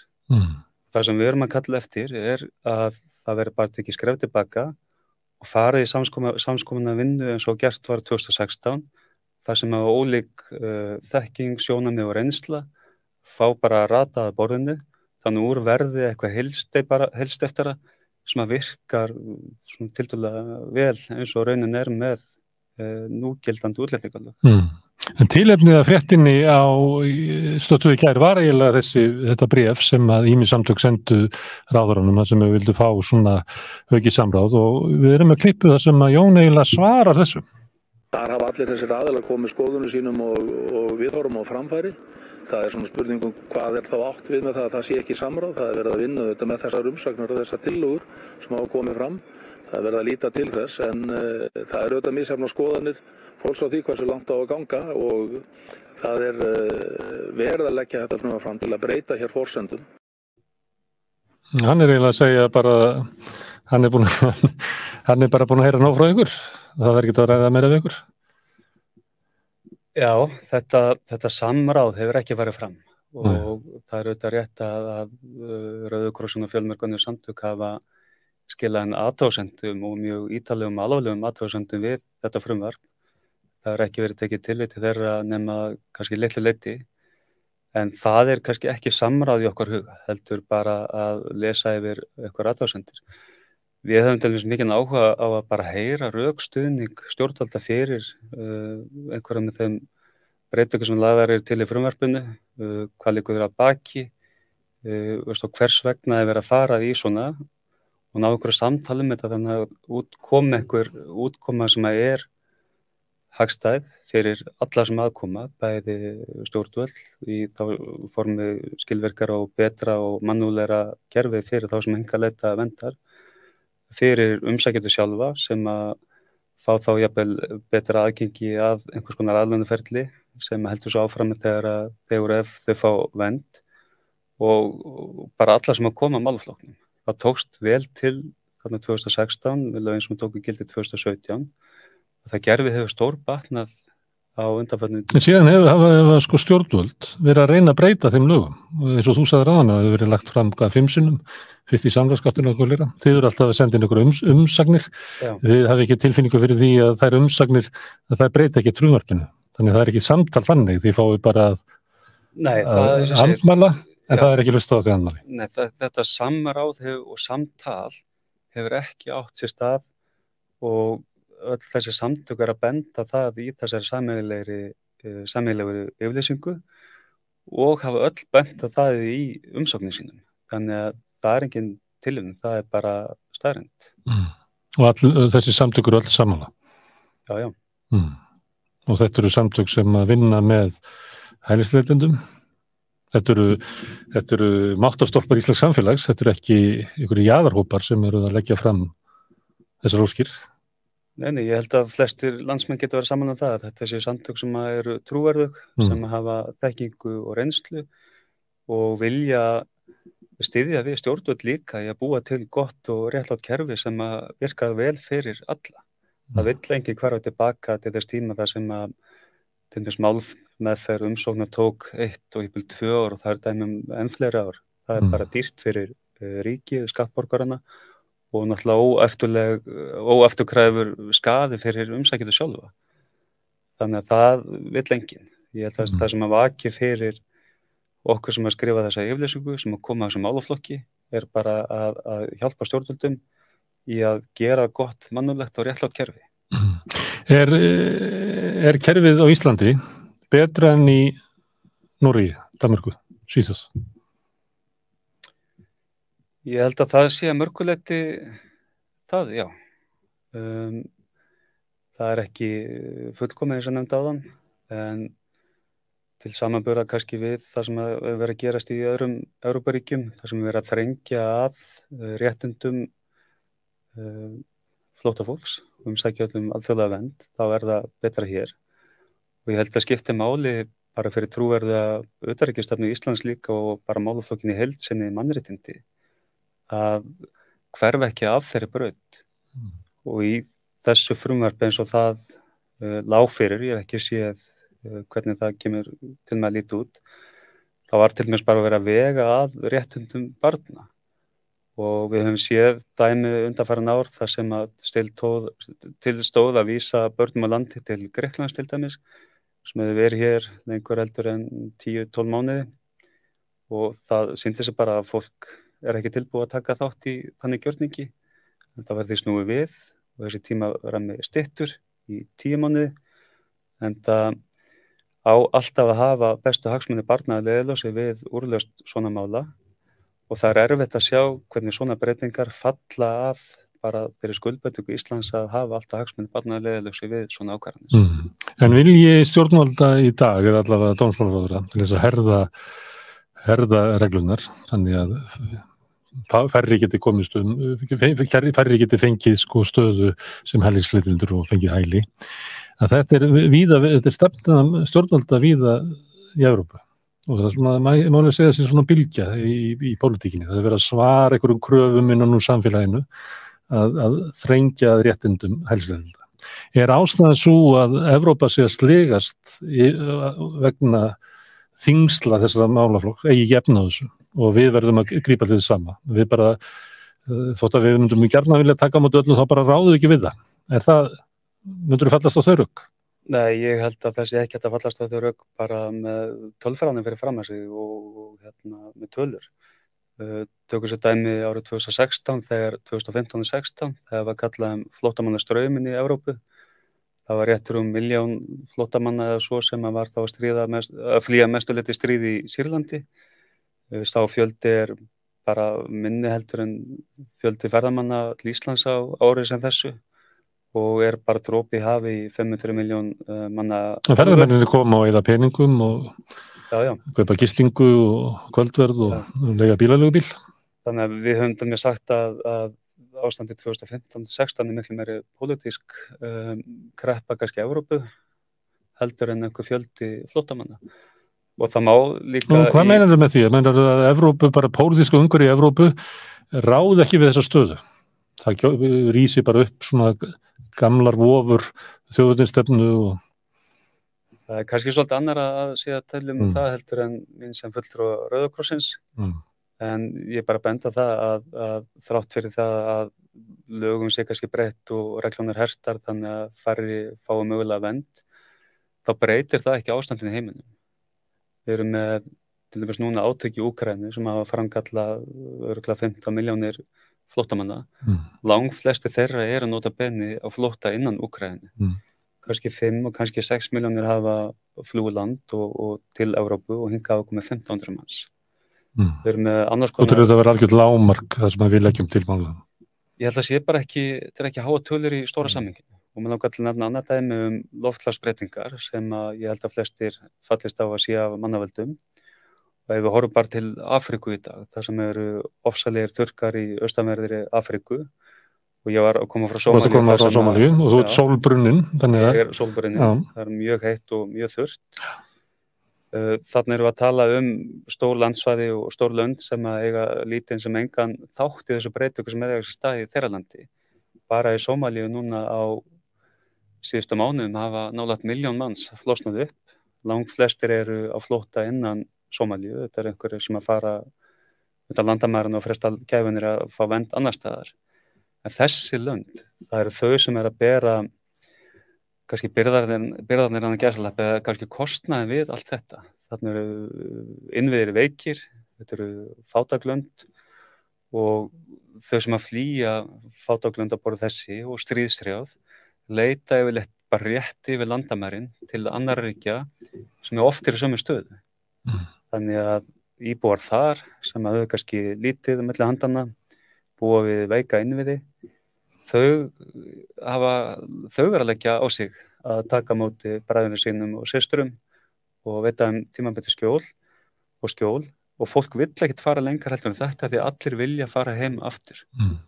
Það fólk sem að fer lengra, það kannski sér fram á það að vegna einhverja atburða, til dæmis að hafa mist ástvini eða allt einfaldlega verið lagt í rúst, get ekki að vilja bara aftur fara tilbaka. Þá ekkert heim til að fara heim til.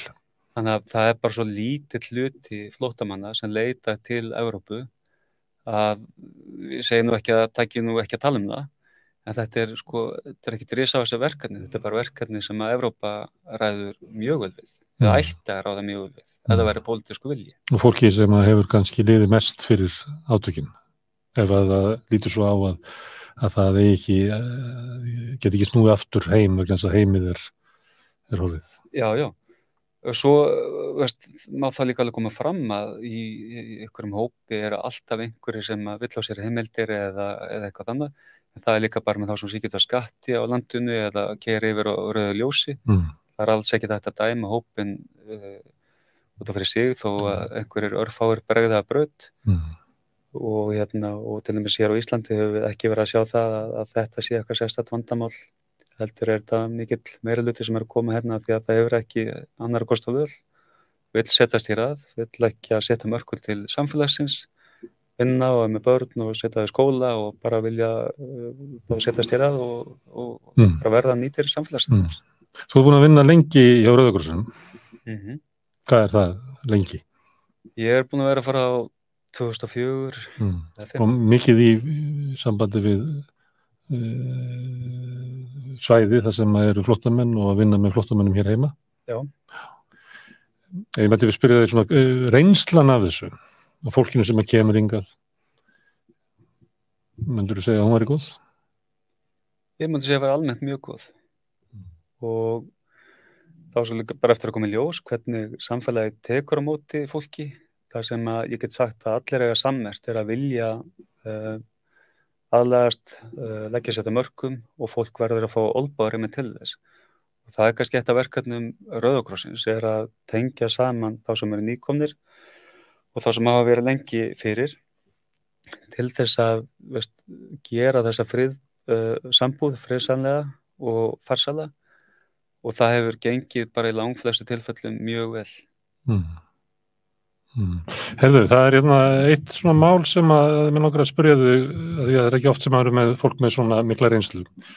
Það er í sumar að þá held að verið Hagstofan sem að gaf út breytingar á landsmönnum eftir hálft ár, frá áramótum til fram á mitt sumar. Og það var náttúrulega, voru fréttir þetta vegna þess að það var sáralítið fjölgun íslenska ríkisborgara en gríðarleg fjölgun erlendra ríkisborgara. Og ég fór svona að skoða þetta hvaðan fólk kæmi og maður rak augun í það að Venezuela, að það var svona sérstakt.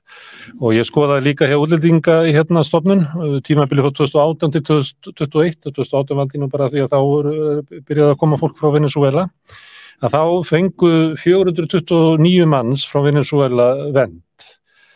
Og það er meira en frá næstu 3 löndum. Það er meira heldur en samanlagt Írak, Sýrland og Afganistan. Og maður fór að skoða þetta og það er náttúrulega neyðarástand við sem að flóttamannastofnun Sameinuðu þjóðanna skilgreindi sem neyðarástand.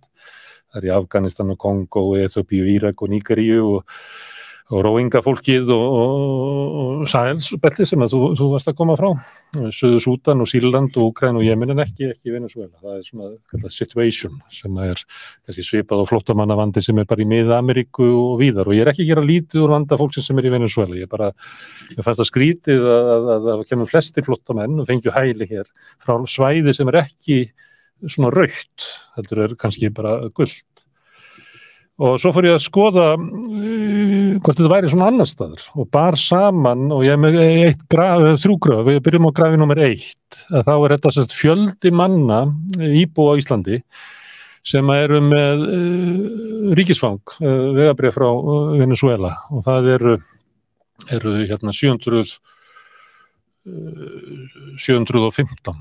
Og hitt sko fjöldi ríkisborgarar frá Venezuela í Svíþjóð, Noregi og Danmörku og þetta ekki með höfðatölu. Það eru fleiri manns á Íslandi með ríkisfangi í Venezuela heldur en nokkru öðru landi og ef við snúum þessu svo yfir á miðað við mannfjölda þá þetta svona.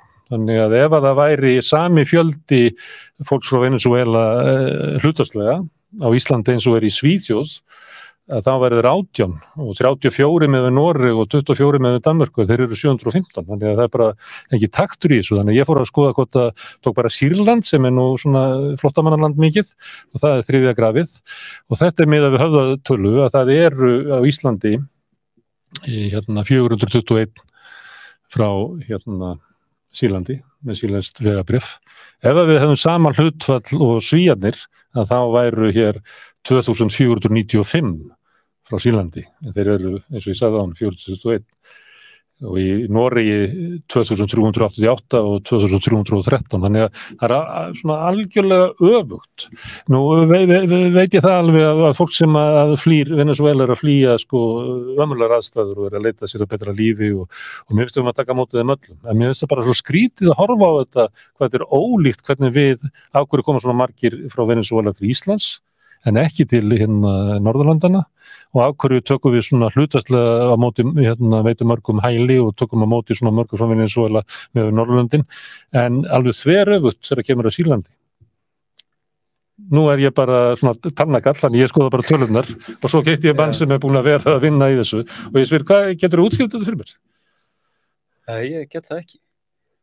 Hins vegar veit ég það að íslensk stjórnvöld mátu ástandið í Venezuela og þar var kvöld, það var þarna í kjölfarið kosninga og svo voru þarna einhvers konar var kvöld, mátu aðstæður þannig að fólki stafaði hætta af handahófskenndu ofbeldi og þá tryggarar inn þessi svokallega viðbótarvernd sem Sambærilegt og núna í Úkraínu, fólki frá Úkraínu?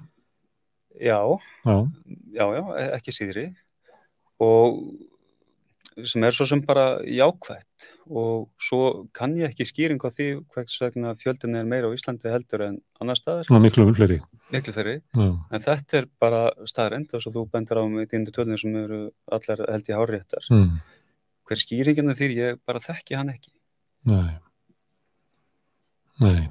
Ég aldrei að þú frá öðgráðs og get ekki spurt pólitík og ekki trúöflöð, ég get ekki spurt hvort að sé eitthvað svona lína í hvernig tekið á móti flóttafólki hér á Íslandi, hvort það tengist, hvort að fólk sé með rétta hörundslit eða rétta trúabröðum, hvort að váin sem verið að flýja, hvort að hún sé rétt, það stundum það þannig að þú ert að flýja óverðug fórnarlömb og svo eru verðug fórnarlömb. Það má alveg velta því upp hvort að hlutfallið væri ekki bara sambarlegt ef að hingað komið sami fjöldi frá Sýrlandi. Fjöldinu hefur bara verið minni hingað þaðan. Þetta eru svona spekulasjónir. Ég skoða það þetta líka að hlutfallið af þeirra sem að fá hæli sem að koma frá Venezuela var næstu 98,5%. Það með var bara niður fyrir 50% í svæðum sem að maður taldi að ættu að hafa þennan þetta neyðar skilgreiningu svo nefndir áðan að svona viðbótarvernd kæmi, Sýrland, Afganistan og fleiri staðir. Já, það alveg rétt að eins og ástandi í Afganistan, Sýrlandi, Palestínu líka skilgreining þannig að það ríki neyðarástand, þannig að maður talið eðlilegt að fólk þaðan fengja með stokkostið viðbótarvernd og eins og stjórnvöld hafa og Írak líka hafa lengi vel veitt flestu frá þessu svæði einhvers konar vernd. Það hefur breyting þar á eins og með Íraka til dæmis, þá sem eru að koma frá Kúrdahéruðum Írak og hér á landinu til dæmis hópur Íraka frá Kúrdahéruðum sem eru strand, sem hafa fengið neitun og það ekki hægt að brottvísa þeim. Fólk vill að sjálfsögðu ekki fara tilbaka til þess ræta búin. Þannig hér fólk í einhvers konar limbói og búið að vera markvert dálítið lengi. Það verulegt áhugakeppni og það verður að gera einhverja bragarbót í þeim málum af því að svona staða engu til góðs. Nei. Við byrjum að tala frumvarpið sem á leiðinni. Óttastu að það verður að lögum eða trúir því að 7. tilraunin gangi ekki eftir eða hvað er þessi 5. tilraunin? Vonastu eftir því að dægi upp í andstæði þinginu, kannski andstæði VG við útlendingastefnu Sjálfstæðisflokksins stoppið málið? Það kannski svona spekulationin sem við kannski tökum ekki þátt í. Við erum bara að horfa á efnisatriði frumvarpsins og ég geri ráð fyrir að hinn samtökin gera það líka. Við erum að horfa á þetta út frá réttindi fólks og þá mögulegri réttaskerðingu sem að verður ef frumvarpið fari í gegn óbreytt eða eins og það var lagt fram síðast. Og að sjálfsögðu vonum við að stjórnvöld bara átti sig á því að það er mikið skynsamlegra og betra og jafnvel bara ódýrara líka að taka þetta samtal, taka þetta djúpa samráð, þannig úrverði kerfi sem bara betra fyrir alla og stenst líka tíma og stund. Og sæmilegur friður í samfélaginu. Já, algjörlega, það skiptir verulegu máli. Það skiptir verulegu máli að samfélagið bregði þessu máli þannig að sé svona siðferðislega traust í samfélaginu. Já, að sjálfsögðu. Já, mannúð skiptir máli. Mannúð skiptir öllu máli. Já.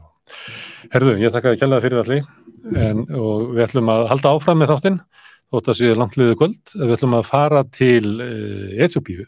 Þar hann Brynjólfur sem að sendi þættinum skeyti eftir umfjöllun í gær þar sem við vorum að ræða sögu homma á Íslandi og hann sendi og hafði þá kenningu, Brynjólfur Þorvarðarson, að Jörundur Hundadakonungur hefði öllu líkjöldum verið samkynhneigður, hefði verið hommi, allavega var það notað á hann til þess að svona lemja niður.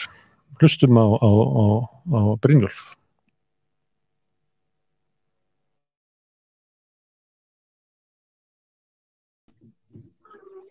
Já, sko þættinum barst fréttaskot í gær eftir að við vorum hér með viðtöl við hana Særúnu Lísu Birgisdóttur homma á Íslandi. Hún er að skrifa bók það, homma frá landnámi og fram yfir hernámið. Það fengum við fréttaskot það að Jörundur Hundadakonungur hefði mögulega verið samkynhneigður og þetta fréttaskot kom alla leið frá Eþíópíu þar sem Brynjólfur Þorvarðarson Brynjólfur, það er velkomin að Rauðaborðinu þótt að það sé langa veg að fara. Af hverju heldur það að Jörundur hafi verið hommi? Það er nú það, sko. Ég hef alltaf haft mikið áhuga á sagnfræði þó ég sé menntaður tölvunarfræðingur og fyrir mörgum árum síðan þá tók ég hálft ár í sagnfræði í háskólanum og var þá tiltölulega nýbúinn að lesa þessa bók hér sem að bara alveg virkilega góð ævisaga Jörundar og með fullt af atriðum sem að Íslandingar þekkja mjög lítið en líka faktisk mjög góða samantekt á því sem að gerist á Íslandi. Og þessi áhugi var til þess að ég stakk upp á því við kennarana, ég skrifaði ritgerð Jörund og fer svo að skoða hans ævi betur og rekst á svona ýmislegt sem að mér fannst vera skrítið. Og svo dettur mér í hug, þarna bara allt í einu, var hann ekki bara samkynhneigður, skýrir það ekki mjög mikið af hans eigin hegðun og líka framkomu annarra við hann. Og stakk upp á því við kennarana, það var ekki alveg á hverju línu sem háskólanum vildi starfa skildist mér, þannig að það var ekkert úr því að það kemur með í ritgerðinni. Já. Þannig að svona rannsóknarvinna þín sem átt að fara í ritgerðina, hún kannski nýttist ekki, þannig að ritgerði var kannski ekkert góð á endanum eða hvað? Reykjavík hefði verið betri ef ég hefði fyllt minni hugdettu, en það voru aðrar ástæður fyrir því að þetta þótt ekki góðu pappir sko þegar upp á staðið. Ok, en segðu mér, af hverju heldurðu að hann hafi getað verið homi? Hvað það í hans fari eða í hans ævi sem að bendir til þess að svo geti verið? Það sem ég vakti fyrst áhuga minn var hvað hann virðist vera tvær persónur í augum annarra. Það annars vegar þessi persóna sem við kannski þekkjum betur, svona hálfgerður skrípakall, hlegið á honum og gert grín á honum og í rauninni notar af öðrum. Það sem að gerist á Íslandi að það er verið að misnota bresku kaupverðinni sem hann með. Þeir bara nota hann sem hvað sem að glóra bokkur. Við skjótum hérna upp mynd af það sem er verið að svona hæðast að honum, búin til svona hálfgerð skrýpamynd á honum, skjótuðu hérna upp, en ekki láta það trufla frásögnina. Nei, en hin hliðin svo þessi ofboðslega hugrækki maður, þessi einstaklega duglegi sjómaður. Það voru allir sem að kynntust honum sammála það að það þekktust allar betri sjómenn. Einstaklega hugrækki, flottur náungi, kannski spjátrungur í augum Íslandinga en ekki öðruvís en þekktist á þeim tíma. Og hann vann hverja hefur dáðin á fætur annari. Hann hafði tengsl við háttsetta menn innan breska stjórnkerfisins og samt það þessi hin hliðin á honum, þessi maður sem hefur átt að nota mikillar virðingar í alla staði, en samt einhvers konar skotspor. Og það sem að hafa kennt sem að vakti fyrst grunnsveitir hjá mér, það var annars vegar að hann staddur í á meginlandinu nokkurum árum eftir hann var hérna á Íslandi, hann kringum 1815, 16, 17, hugsanlega sem njósnari, en á þeim tíma þá hann trúlofaður stelpum, hann hvort var hollensk eða þýsk, en hann gleymir að mæta í brúðkaupið, sem hann svona kannski dálítið grunnsanlega, og síðan þegar hann eyðir ævi árunum í Hobart í Tasmaníu, að þá giftist hann konu, helmingingur hann, sem var almennt talin vera karlmaður. Það var sem sagt, ég ekki að segja hún hafi verið það, en í hegðun og framkomu, þá var hún karlmaður. Og hún stóð í slagsmálum á pöbbum og stjórnaði kallgreinu algjörlega eins og hún vildi, og hann var kallað konan og hún var kallað kallinn af þeim sem til þekktu. Og þetta finnst mér einmitt vera hegðun mann sem er mjög ekki alveg viss með sitt kynferði eða kannski vill ekki að aðri viti það. En það hérna skemmtileg mynd af konusjónunum sem er lágmynd á brú í Hobart í Tasmaníu sem að sýnir annars vegar Jörund þannig fyrir miðju með koronuna og svo þannig að vinstra megin þessi eiginkona hans. En fyrir þá sem ekki þetta sögu Jörundar, af hverju hann með kórunu á þessari mynd? Hann var almennt kallaður konungurinn af Íslandi á meðan hann var í Tasmaníu. Hann hérna, sko þetta er alltaf maður sem að lifði alveg ótrúlega ævi, samtíma menn hann sumir sáðu að þetta var einhver merkilegasti maður sín samtíma miðað við sko hvað hann hefði upplifað. Hann fæðist inn í mjög virðulega millistétta fjölskyldu kaupmanna. Það úrmagara fjölskylda, vinnur fyrir hofið, fyrir kongafjölskylduna meðal annars, en hann var féll ekki alveg inn í það samfélag, því að 14 ára gamall hann farin til sjós, borið prestskip. Og þegar ég las þessa sögu aftur, svona með það í huga hvað hann gæti hafa verið samkynhneigður, þá fannst mér einmitt að þarna gæti fjölskyldan einfaldlega hafa verið að brúða á það ráð að koma þessum vandræða pilti svona afsíðs og kannski umhverfið sem að henta honum betur. Ég held að samkynið hafi náttúrulega verið alltaf til, en ég held að hún hafi líka mjög oft verið þekkt og stunduð svona í kyrrþeim, sérstaklega meðal sjómanna. En það svo aftur annar mál. En hérna, eftir það, þá hann bara til sjós næstu 10 árin og nær ótrúlega fram. Hann verður annar stýrimaður á herskipi sem að rauninu uppgötar eða staðfestir að Tasmaníu eyja og leggur grunn að Hobart, höfuðborg Tasmaníu. Hann verður skipstjóri á hvalveiðibát. Það 1 ár sem menn halda hann af jafnvel verið í stund að sjóran. En 1806, 26 ára gamall, þá kemur hann heim til Danmörkur og orðinn viðfrægur maður. Fyrsti Daninn til að sigla hringinn í kringum hnöttinn, hafði komið við í Tahiti meðal annars, fárra Evrópubúa á þeim tíma. Og mikið dáður og dásamaður, en hann var alltaf kallaður enski Daninn því hann hafði unnið allt sitt líf í enskum kaupskipum og talaði ensku jafnvel betur en dönsku á þeim tíma.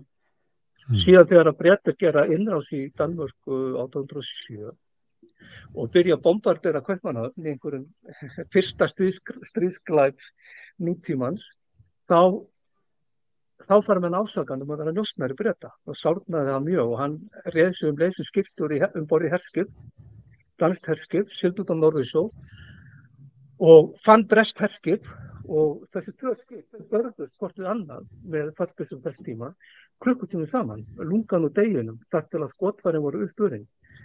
Og það slasaðist 1 maður í þessum átökum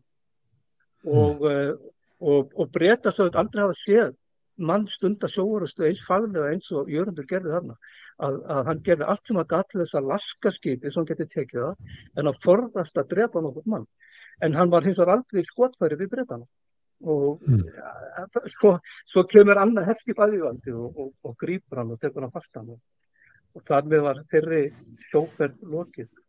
Hann kemur svo hingað í fylgd með Bretum eða enskum. Eitthvað í sögu hans hér sem að ýtir undir þínar svona grunum að hann hafi verið hommi? Já, það voru kveðlingar sem að Íslendingar skrifuðu hann.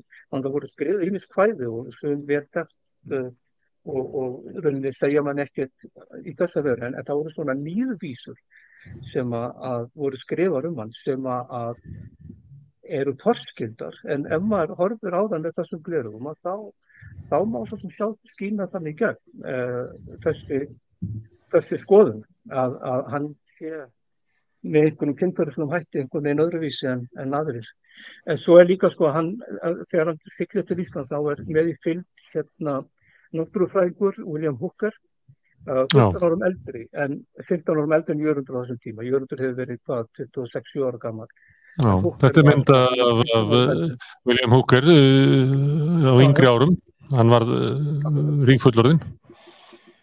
Já, hann var merkur náttúrufræðingur en merkari var Joseph Banks sem var svona kennari Hooker. Hann var þá sem að fyrstu rannsakaði Tahiti og Joseph Banks kynntist Jörundi vegna þess að þeir hafi báðir heimsótt Tahiti og það náðist svona einhver tengsl á milli og það í gegnum Banks sem að Jörundur kynnist Hooker.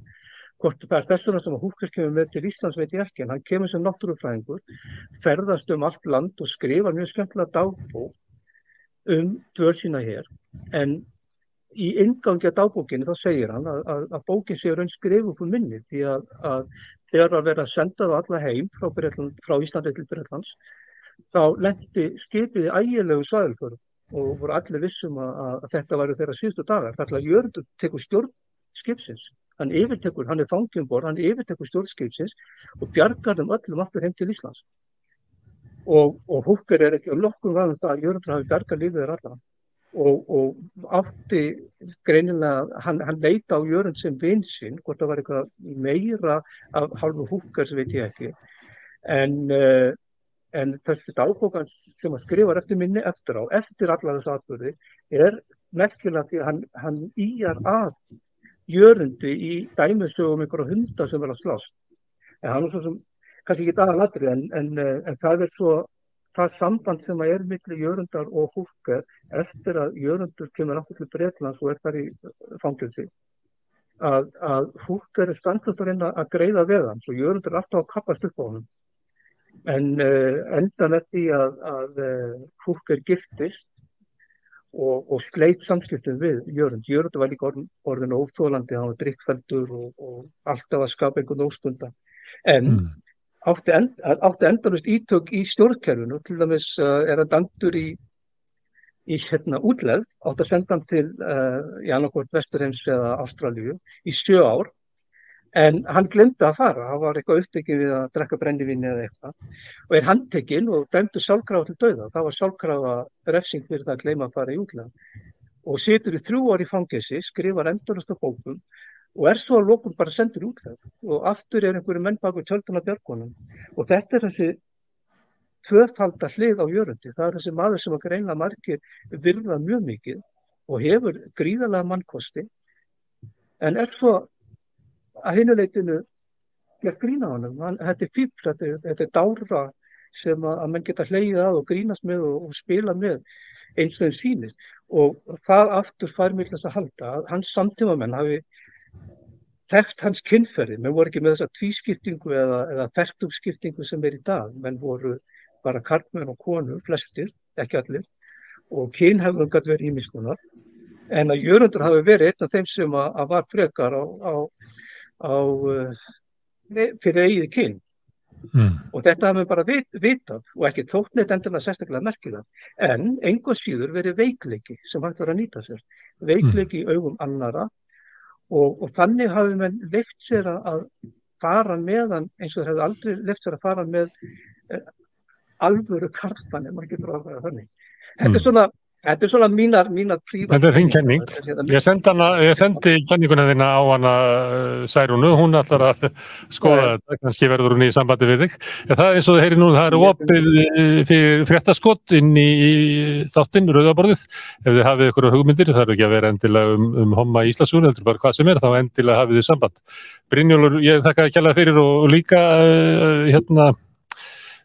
hvet fólk til þess að lesa sér til Jörund, því að eins og Brynjólfur lýsir þá þetta ævintýrlegur maður, ótrúlega skemmtileg persóna í þeim ævisögum sem hafa verið skrifaðar hann og svo það bara þannig að eins og hann hafi lifað 3, 4 ef ekki 5 ævir, þetta alveg stórkostleg ævi sem að maðurinn lifði. En við byrjum að helsta öllum í Eþíópíu, Brynjólfur. Og ég ætla að fá að heyri í þér seinna vegna þess að við vorum að tala við hann Val í Úkraínu áðan og þar stríð, en það líka stríð í Eþíópíu og við fáum að ræða það við Brynjólf við annað tækifæri. En takk kærlega fyrir í kvöld. Takk. Já, sömuleiðis, takk.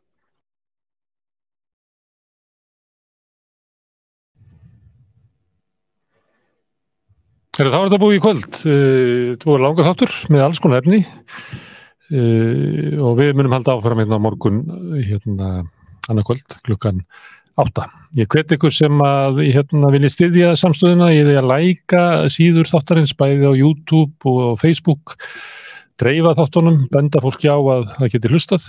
Því sem að viljið styrkja samstöðuna fjárhagslega geta gengið í Alþýðufélagið. Það gert með því að fara inn á samstöðun.is og skrá sig þar. Það þetta að velja hversu mikið fólk vill borga og lægsta svona eins og puls og kók eða svo á mánuði sem að fólk borgar og fær dagskrá samstöðunar. Hún mun byggjast upp hægt og rólega.